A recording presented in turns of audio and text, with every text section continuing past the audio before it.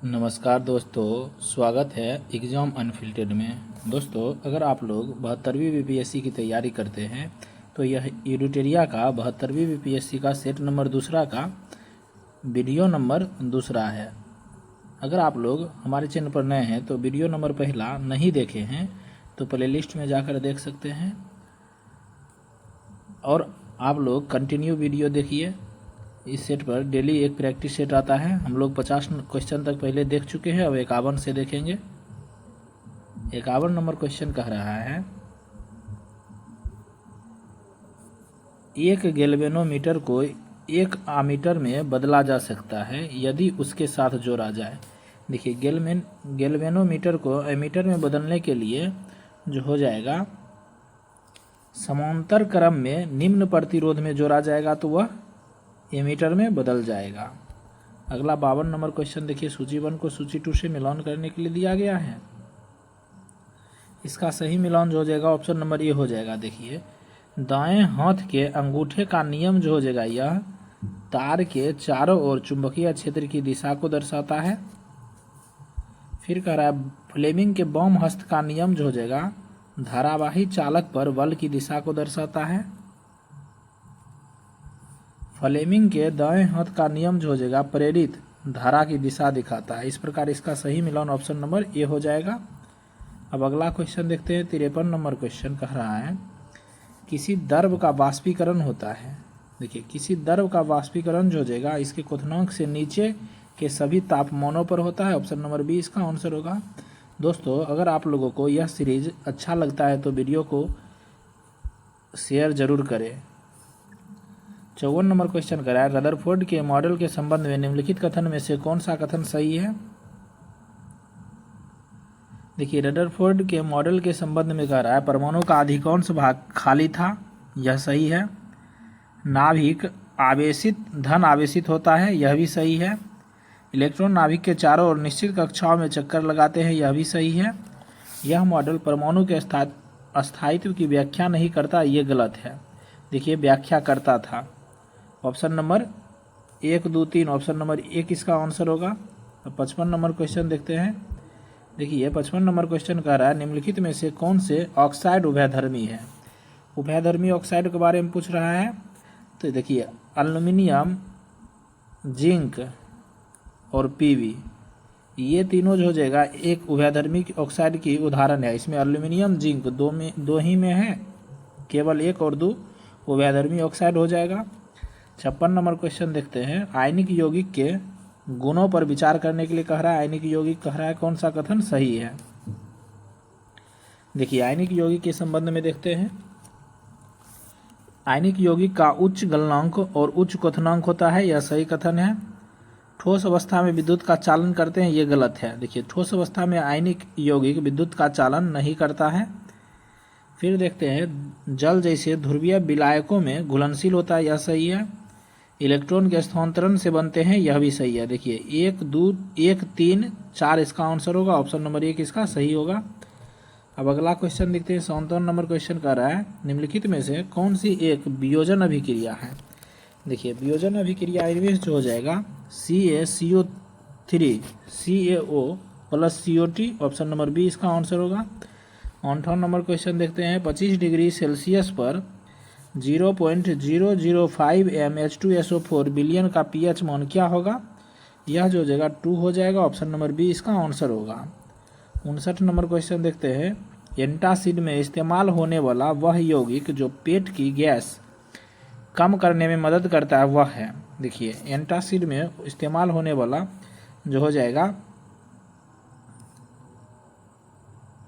Simethicone होता है। Option number D इसका आंसर होगा। अगला क्वेश्चन देखते हैं। देखिए दोस्तों, इसका आंसर हो जाएगा MgOH का होल ट्वाइस, यानी मैग्नीशियम हाइड्रोक्साइड। इसका प्रयोग एंटासिड में किया जाता है। अब अगला क्वेश्चन देखते हैं। 60 नंबर क्वेश्चन देखिए, मिलान करने के लिए दिया गया है। स्तंभ 1 को स्तंभ 2 से सुमेलित करें और नीचे दिए गए कूट का प्रयोग करें। देखिए, इसका सही मिलान ऑप्शन नंबर ए हो जाएगा। मार्फिन जो हो जाएगा नारकोटिक एनाल्जेसिक होता है। एस्पिरिन जो हो जाएगा यह एनाजेसिक होता है। आगे देखते हैं, सिमेटिडिन जो हो जाएगा यह एंटासिड होता है। क्लोरामफेनिकॉल यह एंटीबायोटिक हो जाएगा। इसका आंसर ऑप्शन नंबर ए हो जाएगा। अब अगला क्वेश्चन देखते हैं। 61 नंबर क्वेश्चन कह रहा है, निम्नलिखित में से कौन सा कथन विंध्य श्रेणी के बारे में सही नहीं है। देखिए, विंध्य श्रेणी के बारे में सही नहीं पूछ रहा है। यह जो हो जाएगा, यह लाल बलुआ पत्थर और चूना पत्थर से बनता है, यह सही कथन है। यह गंगा और प्रायद्वीपीय अफवाह तंत्र के बीच जल विभाजक है, यह भी सही कथन है। इसमें धात्विक खनिज प्रचुर मात्रा में पाए जाते हैं, यह सही कथन, यह गलत कथन है। ऑप्शन नंबर सी इसका आंसर होगा। अगला 62 नंबर क्वेश्चन मिलान करने के लिए दिया गया। एक तरफ दर्रा है, दूसरी तरफ कौन सा राज्य में अवस्थित है। देखिए, बनिहार दर्राज हो जाएगा यह, मतलब जुड़ने वाला स्थान पूछ रहा है, बनिहार दर्राज हो जाएगा यह श्रीनगर को जम्मू से जोड़ता है। रोहतांग दर्राज हो जाएगा मनाली को लेह से जोड़ता है। जलेपरा दर्राज हो जाएगा यह गंगटोक को लहासा से जोड़ता है। पीर पंजार दर्रा जम्मू को श्रीनगर से जोड़ता है। इस प्रकार इसका सही मिलान ऑप्शन नंबर बी हो जाएगा। अब अगला क्वेश्चन देखते हैं। 63 नंबर क्वेश्चन कर रहा है, निम्नलिखित में से कौन मृदा संरक्षण का जैविक उपाय है।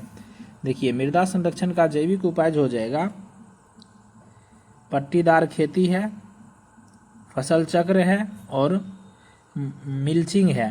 3, 4, 5 हो जाएगा। ऑप्शन नंबर सी इसका आंसर होगा। अगला क्वेश्चन देखते हैं। 64 नंबर क्वेश्चन देखते हैं। कहता है, निम्नलिखित कथनों पर विचार करें, कह रहा कौन सा कथन सही है। वर्षा की मात्रा में कमी आने के साथ वनस्पति की सघनता और जैव भार में वृद्धि होती है। देखिए, वर्षा की मात्रा में अगर कमी आएगा तो वनस्पति की सघनता नहीं होगा, दुर्बलता हो जाएगा। यहाँ जैव भार में वृद्धि नहीं, कमी हो जाएगा, इसलिए यह कथन गलत है। भारत में औसत से अधिक वर्षा वाले क्षेत्र में कम वर्षा वाले क्षेत्रों की ओर जाने पर उष्णकटिबंधीय वनस्पति का विकास क्रमशः मरुस्थलीय वन, कटीले वन, पर्णपाती वन, सदाबहार वन के रूप में हुआ है। ये गलत कथन है। सिनकोना, महोगनी, रोजवुड, बांस एक शुष्क कटीली वनस्पति है, ये भी गलत है। देखिए, इनमें से कोई भी कथन सही नहीं है। ऑप्शन नंबर डी इसका आंसर हो जाएगा। अब अगला क्वेश्चन देखते हैं। 65 नंबर क्वेश्चन, स्थानांतरण कृषि दिया गया है और राज्य और क्षेत्र है। देखिए, इसका सही आंसर ऑप्शन नंबर सी हो जाएगा। देखिए, झूम कृषि जो हो जाएगा, यह उत्तर पूर्वी राज्य में जो कृषि होता है उसे झूम कृषि कहा जाता है, स्थानांतरित कृषि को। ब्रिगा, देखिए ब्रिगा जो हो जाएगा स्थानांतरित कृषि उड़ीसा में कहा जाता है, उड़ीसा में स्थानांतरित कृषि को ब्रिगा कहा जाता है। पेंडा जो हो जाएगा यह आंध्र प्रदेश में कहा जाता है। खील, देखिए खील जो हो जाएगा यह हिमाचल प्रदेश में स्थानांतरित कृषि को खील कहा जाता है। इसका सही मिलान ऑप्शन नंबर सी हो जाएगा। अब अगला क्वेश्चन देखते हैं। हाल ही में चर्चा में रहे जीवित जल पुल किस राज्य में स्थित है। देखिए, जीवित जल पुल जो हो जाएगा यह मेघालय में स्थित है। ऑप्शन नंबर सी इसका आंसर होगा। 67 नंबर क्वेश्चन देखते हैं। निम्नलिखित में से कौन सा जल संधि ग्रीनलैंड और बेफिन द्वीप को जोड़ता है। देखिए, ग्रीनलैंड और बेफिन द्वीप को जो हो जाएगा डेविस जल संधि जोड़ता है। ऑप्शन नंबर 1 इसका आंसर होगा। 68 नंबर क्वेश्चन देखते हैं। निम्नलिखित में से ईरान की स्थलीय सीमा किन देशों से के साथ लगती है। देखिए, ईरान की स्थलीय सीमा जो हो जाएगा तुर्की, इराक और पाकिस्तान के साथ लगता है। ऑप्शन नंबर बी इसका सही आंसर होगा। अब 69 नंबर क्वेश्चन देखते हैं दोस्तों। वीडियो को शेयर और सब्सक्राइब जरूर करें आप लोग।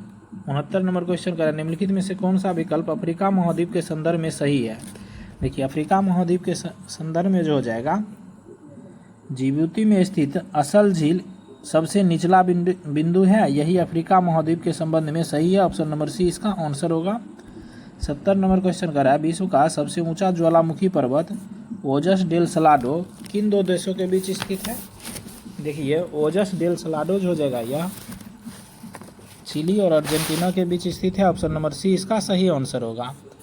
अब 71 नंबर क्वेश्चन देखते हैं दोस्तों। 71 नंबर क्वेश्चन जो हो जाएगा कह रहा है पेशा अधिनियम के संदर्भ में निम्न में से कौन सा निकाय सामाजिक और आर्थिक विकास के लिए योजनाओं, कार्यक्रम और परियोजनाओं को ग्राम स्तर पर पंचायत द्वारा क्रियान्वयन के लिए हाथ में लिए जाने से पहले अनुमोदित करने के लिए स्पष्ट रूप से सशक्त है। यह जो हो जाएगा ग्राम सभा। ऑप्शन नंबर बी इसका सही आंसर होगा। 72 नंबर क्वेश्चन कर रहा है, भारत के संविधान के निम्नलिखित में से किस अनुच्छेद में सिक्किम राज्य के संबंध में विशेष प्रावधान है। देखिए, सिक्किम राज्य के संबंध में विशेष प्रावधान जो हो जाएगा अनुच्छेद 371 का एफ है। ऑप्शन नंबर सी इसका सही आंसर होगा। 73 नंबर क्वेश्चन देखते हैं, भारत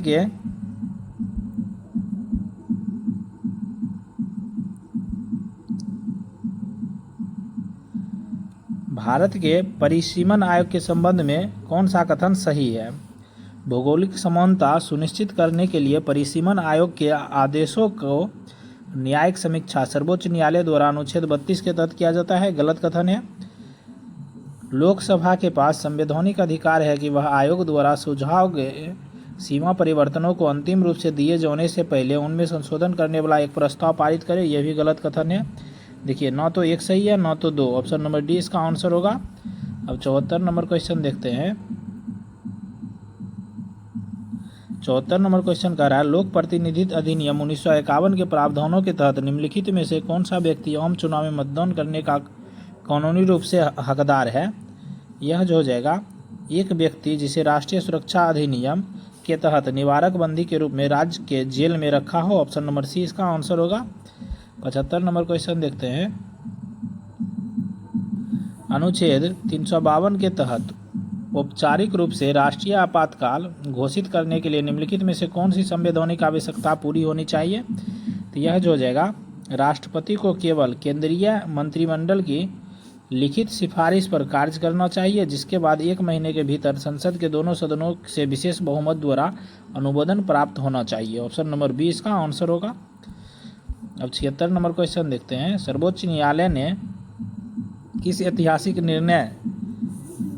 सर्वोच्च न्यायालय के किस ऐतिहासिक निर्णय ने यह स्थापित किया कि कार्यपालिका की क्षमादान देने की शक्ति न्यायिक समीक्षा से परे नहीं है, और यदि निर्णय मनमाना, दुर्भाग्यपूर्ण या पूरी तरह से अप्रासंगिक हो तो उसे रद्द किया जा सकता है।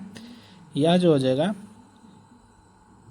ये पूर्व सुधाकर बनाम आंध्र प्रदेश सरकार द्वारा। ऑप्शन नंबर बी इसका सही आंसर होगा। अब 77 नंबर क्वेश्चन देखते हैं। 77 नंबर क्वेश्चन कह रहा है, शिक्षा का अधिकार अधिनियम अल्पसंख्यक शैक्षणिक संस्थान अनुच्छेद 30 के संबंध में निम्नलिखित कथनों पर विचार करें। कह रहा है कौन सा कथन सही है। देखिए, शिक्षा के अधिकार से संबंधित कह रहा है कौन सा कथन सही है। शिक्षा का अधिकार अधिनियम के तहत कमजोर वर्गों के बच्चों के लिए अनिवार्य 25% आरक्षण सभी अल्पसंख्यक शैक्षणिक संस्थानों के समान रूप से लागू होता है। ये गलत कथन है। कथन नंबर 2 कह रहा है, राज्य के पास अल्पसंख्यक शैक्षणिक संस्थानों के लिए पाठ्यक्रम या शैक्षणिक मानक निर्धारित करने के लिए कोई शक्ति नहीं है। यह भी गलत कथन है। देखिए, शिक्षा के अधिकार से संबंधित दोनों के दोनों कथन सही है। इसका आंसर ऑप्शन नंबर डी हो जाएगा। न तो 1 न तो 2 कोई भी सही नहीं है। 78 नंबर क्वेश्चन कह रहा है, एक नागरिक अनुच्छेद 32 के तहत सुप्रीम कोर्ट में याचिका दायर करता है, जिसे वह परम आदेश रीट जारी करने की मांग करता है। इस रीट का उद्देश्य किसी राज्य के राज्यपाल को अनुच्छेद 200 के तहत एक विशिष्ट और विवादित विधेयक को राष्ट्रपति के विचारार्थ आरक्षित करने के लिए बाध्य करना है।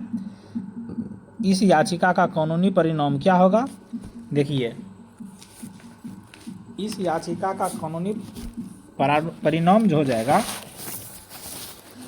सुप्रीम कोर्ट रीट जारी करने से इनकार कर देगा, क्योंकि राज्यपाल के अपने आधिकारिक कर्तव्यों के निर्वहन के संबंध में उनके विरुद्ध परम आदेश रीट जारी नहीं किया जा सकता है। ऑप्शन नंबर बी इसका आंसर होगा। अब 79 नंबर क्वेश्चन देखते हैं, भारत के राष्ट्रपति राज्यसभा में 12 सदस्यों को मनोनीत करते हैं। इसका उल्लेख भारतीय संविधान में किस अनुच्छेद में है। देखिए, इसका उल्लेख जो हो जाएगा अनुच्छेद 80 के 3 में है। ऑप्शन नंबर डी इसका आंसर होगा।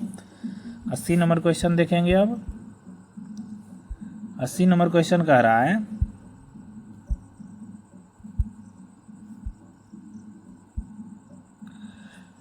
लोकसभा में संसदीय प्रस्ताव के संदर्भ में निम्नलिखित में से कौन सा कथन अविश्वास प्रस्ताव और निंदा प्रस्ताव के बीच सबसे महत्वपूर्ण अंतर बताता है? देखिए, अविश्वास प्रस्ताव और निंदा प्रस्ताव के बीच में सबसे महत्वपूर्ण अंतर जो हो जाएगा ऑप्शन नंबर डी बताएगा। अविश्वास प्रस्ताव में उन आधार या कारणों का उल्लेख करना आवश्यक नहीं होता जिन पर वह आधारित हो, जबकि निंदा प्रस्ताव में कारणों का स्पष्ट रूप से उल्लेख करना अनिवार्य होता है। ऑप्शन नंबर डी इसका आंसर होगा। अब 81 नंबर क्वेश्चन देखते हैं। भारत में मुद्रास्फीति लक्ष्यीकरण के लिए आरबीआई द्वारा प्राथमिक रूप से किस सूचकांक का उपयोग किया जाता है? देखिए, आरबीआई द्वारा जो हो जाएगा उपभोक्ता मूल्य सूचकांक का उपयोग किया जाता है। ऑप्शन नंबर सी इसका सही आंसर होगा। 82 नंबर क्वेश्चन देखते हैं। प्रत्यक्ष करों के संबंध में निम्नलिखित में से कौन सा कथन सही है? विचार करने के लिए कह रहा है। ये व्यक्ति और निगमों की आय या संपत्ति पर लगाए जाते हैं, सही कथन है। कर का भाग या प्रभाव एक ही व्यक्ति पर पड़ता है, यह भी सही कथन है। ये आमतौर पर प्रकृति में प्रतिगामी होते हैं, ये गलत है। देखिए, 1 और 2 सही है। ऑप्शन नंबर ए इसका आंसर होगा। 83 नंबर क्वेश्चन देखते हैं। नीति आयोग के बारे में नीचे दिए गए कथन में कौन सा कथन सही है? कह रहा है कौन सा कथन गलत है। देखिए, यह प्लानिंग के लिए टॉप डाउन ऊपर से नीचे दृष्टिकोण अपनाता है, गलत कथन है। प्रधानमंत्री इसके पदेन अध्यक्ष होते हैं, यह सही कथन है। इसके पास राज्य सरकारों को फंड आवंटित करने की शक्ति है, ये गलत है। देखिए, नीति आयोग के संबंध में केवल 2 कथन सही है, 1 और 3 गलत है। इसका आंसर देख लेते हैं। 1 और 3 गलत कथन है। 84 नंबर क्वेश्चन देखते हैं। बहुआयामी गरीबी सूचकांक के संबंध में निम्नलिखित में से कौन सा मुख्य आयाम है? यह जो हो जाएगा मुख्य आयाम स्वास्थ्य, शिक्षा और जीवन स्तर, आय नहीं है। देखिए, बहुआयामी गरीबी सूचकांक के संबंध में 1, 3, 4 इसका सही सूचकांक है। ऑप्शन नंबर बी इसका आंसर होगा। अगला क्वेश्चन देखते हैं। 85 नंबर क्वेश्चन कर रहा है। केंद्र सरकार ने FRBM कानून के तहत अपनी दीर्घकालीन राजकोषीय प्रबंधन रणनीति में बदलाव किया है। वार्षिक राजकोषीय घाटे के लक्ष्यों के बजाय सरकार ने 2031 तक लक्ष्य बनाने के लिए निम्नलिखित में से किस मापदंड को चुना है? इनमें जो हो जाएगा ऋण से GDP अनुपात को चुना है। ऑप्शन नंबर डी इसका सही आंसर होगा। 86 नंबर क्वेश्चन देखते हैं। केंद्रीय बजट 2026-27 में विकास संयोजक के रूप में कितने हाई स्पीड रेल गलियारे का प्रस्ताव किया गया है? तो 7। ऑप्शन नंबर सी इसका सही आंसर होगा। 87 नंबर क्वेश्चन देखते हैं। बिहार आर्थिक सर्वेक्षण 2025-26 के अनुसार बिहार के किन 3 जिलों में प्रति व्यक्ति सकल जिला घरेलू उत्पाद सर्वाधिक दर्ज किया गया है? पटना, बेगूसराय और मुंगेर में। ऑप्शन नंबर 1 इसका सही आंसर होगा। अब 88 नंबर क्वेश्चन देखते हैं। कह रहा है आय के निम्नलिखित स्रोतों का बिहार बजट 2026-27 में उनके प्रतिशत हिस्से के साथ मिलान करने के लिए कह रहा है। इसका सही मिलान ऑप्शन नंबर ए हो जाएगा। देखिए, केंद्रीय करों में राज्य का हिस्सा जो हो जाएगा 45.49% है। राज्य सरकार का कर राजस्व जो हो जाएगा 18.92% है। सार्वजनिक ऋण जो हो जाएगा 17.81 है। केंद्र सरकार से अनुदान जो हो जाएगा 14.92% है। इसका सही मिलान ऑप्शन नंबर ए हो जाएगा। अब अगला क्वेश्चन देखते हैं। 89 नंबर क्वेश्चन कह रहा है केंद्रीय बजट 2026-27 के लिए बजट पूर्व परामर्श के दौरान किस भारतीय राज्य ने आपदा संबंधी वित्तीय जोखिमों को राज्य के खजाने से वैश्विक पूंजी बाजारों में स्थानांतरित करने के लिए स्पष्ट रूप से आपदा बॉन्ड जारी करने का प्रस्ताव रखा है? यह जो हो जाएगा केरल राज्य ने। ऑप्शन नंबर बी इसका सही आंसर होगा। अब 90 नंबर क्वेश्चन देखते हैं। 2026 की शुरुआत में मत्स्य पालन मंत्रालय द्वारा उजागर किए गए आंकड़ों के आधार पर भारत की ब्लू इकोनॉमी यानी नीली अर्थव्यवस्था में एक विशाल संरचनात्मक परिवर्तन आया है। मछली उत्पादन में भारत की वर्तमान वैश्विक रैंकिंग क्या है? वित्त वर्ष 2024-25 तक इसकी अनुमानित उत्पादन क्या है? इसका अनुमानित उत्पादन जो हो जाएगा विश्व स्तर पर दूसरा है। सालाना लगभग 197.75 लाख टन उत्पादन है। ऑप्शन नंबर बी इसका सही आंसर होगा। अब 91 नंबर क्वेश्चन देखते हैं। प्राचीन काल बिहार की बज्जी संघ 8 राज्यों का संघ था। निम्नलिखित में से कौन सा संघ इसमें शामिल है? इसमें जो हो जाएगा केवल उग्र संघ शामिल था। ऑप्शन नंबर 1 इसका आंसर होगा। अब अगला क्वेश्चन देखते हैं 92वां नंबर क्वेश्चन। मौर्य प्रशासन में निम्नलिखित में से कौन सा अधिकारी विभाग सही सुमेलित नहीं है? देखिए, राजकोषीय कोषाध्यक्ष को सन्निधाता कहा जाता था, यह सही सुमेलित है। पान अध्यक्ष सैन्य विभाग, ये गलत सुमेलित है। ऑप्शन नंबर 20 का आंसर होगा। अब अगला क्वेश्चन देखते हैं 93वां नंबर क्वेश्चन।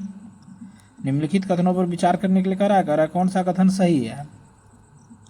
1946 में बिहार विधानसभा द्वारा संविधान सभा के लिए 36 सदस्यों का निर्वाचन किया गया था, सही कथन है। डॉक्टर राजेंद्र प्रसाद तथा जगजीवन राम संविधान सभा के लिए बिहार से निर्वाचित प्रमुख सदस्यों में से थे, यह सही कथन है। स्वतंत्र भारत के प्रथम आम चुनाव 1952 के समय बिहार विधानसभा में कुल 319 सदस्य थे, ये गलत है। देखिए, केवल 1 और 2 सही है। ऑप्शन नंबर 1 इसका आंसर होगा। 94वां नंबर क्वेश्चन देखते हैं। रबातक शिलालेख निम्न में से किस वंश से संबंधित है? देखिए, रबातक शिलालेख जो हो जाएगा यह कुषाण वंश से संबंधित था। ऑप्शन नंबर सी इसका आंसर होगा। 95वां नंबर क्वेश्चन देखते हैं। अब 95वां नंबर क्वेश्चन करें नालंदा विश्वविद्यालय के संबंध में निम्नलिखित कथनों पर विचार करें। करें कौन सा कथन सही है? यह पूर्णतः आवासीय और निःशुल्क शिक्षा केंद्र था, यह सही कथन है। इसके रखरखाव और आर्थिक व्यय हेतु लगभग 200 गांव दान में दिए गए थे, यह भी सही कथन है। हर्षवर्धन और पाल शासकों ने इसे संरक्षण प्रदान किया गया, यह भी सही है। देखिए, तीनों का तीनों कथन सही है। अब अगला क्वेश्चन देखते हैं 96वां नंबर क्वेश्चन। देखिए, कह रहा है निम्नलिखित में से कौन सा युग्म सही सुमेलित नहीं है? देखिए, 1913 में बिहार विधान परिषद में सदस्यों की संख्या 43 थी, सही है। 1937 में 30 था, सही है। 1952 में 72 था, सही है। 1958 में 75, ये गलत है। ऑप्शन नंबर डी इसका आंसर होगा। अब 97 नंबर क्वेश्चन देखते हैं। सूची 1 सूची 2 मिलान करने के लिए दिया गया है। 97 नंबर क्वेश्चन सुमेलित करने के लिए दिया गया है। एक तरफ शासक है, दूसरी तरफ शासनकाल है। देखिए, इसका सही सुमेल जो हो जाएगा ऑप्शन नंबर बी हो जाएगा। देखिए, अजातशत्रु का शासनकाल जो हो जाएगा 492 ईस्वी से 460 ईसा पूर्व तक था। अशोक का शासनकाल जो हो जाएगा 269 से 232 ईसा पूर्व तक था। शिशुनाग का कार्यकाल 412 ईसा पूर्व से 394 ईसा पूर्व था। चंद्रगुप्त मौर्य का कार्यकाल 321 ईसा पूर्व से 298 ईसा पूर्व तक था। इस प्रकार इसका सही मिलान ऑप्शन नंबर बी हो जाएगा। 98 नंबर क्वेश्चन देखते हैं। अब 98 नंबर क्वेश्चन कह रहा है 1856 ईस्वी में लोटा विद्रोह के संदर्भ में निम्नलिखित में से कौन सा कथन सही है? यह विद्रोह मुजफ्फरपुर जेल के कैदियों द्वारा किया गया था, यह सही कथन है। विद्रोह का कारण सरकार द्वारा कांसा के लोटे के स्थान पर मिट्टी के लोटे देने का निर्णय था, यह गलत कथन है। इस आंदोलन के परिणाम स्वरूप अंग्रेजी सरकार को अपना निर्णय वापस लेना पड़ा, यह भी सही है। देखिए, इसमें 1 और 3 सही आंसर होगा। ऑप्शन नंबर सी इसका आंसर होगा। अब अगला क्वेश्चन देखते हैं 99 नंबर क्वेश्चन। चेरो विद्रोह 1800 से 1802 किसके नेतृत्व में हुआ था? देखिए, चेरो विद्रोह जो हो जाएगा यह भूखन सिंह के नेतृत्व में हुआ था। ऑप्शन नंबर सी डी इसका आंसर होगा। 100 और इस सेट का अंतिम क्वेश्चन है। इस पार्ट का अंतिम क्वेश्चन है, इस सेट का नहीं दोस्तों। इस सेट का एक और पार्ट आएगा, कंटिन्यू आप लोग बने रहें। 101 का देखिए कह रहा निम्नलिखित में से कौन सा कथन सही है? चौर या मन उत्तरी गंगा मैदान की प्राकृतिक जलमग्न निम्न भूमि है, यह सही कथन है। टाल क्षेत्र उत्तरी गंगा मैदान में पाया जाता है, ये गलत है। दियारा प्रदेश का निर्माण गंगा के बाढ़ मैदान से होता है, यह सही है। ऑप्शन नंबर बी इसका आंसर होगा। 1 और 3। अगर आप लोगों को यह सीरीज अच्छा लगता है तो चैनल को सब्सक्राइब और शेयर जरूर करें। बहुत बहुत धन्यवाद।